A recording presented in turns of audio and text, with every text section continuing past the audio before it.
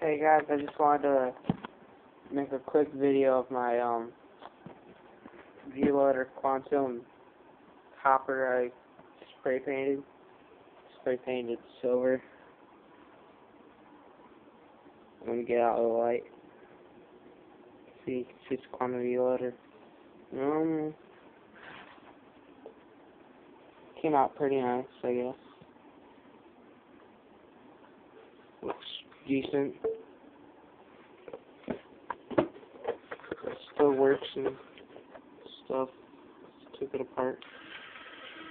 But yeah, just wanted to show you guys this. And if you want, I could make a video showing you guys how I did this. And we're probably gonna make it better later. Probably add some black in there to match my gun. But yeah, just comment or message me if you wanna see how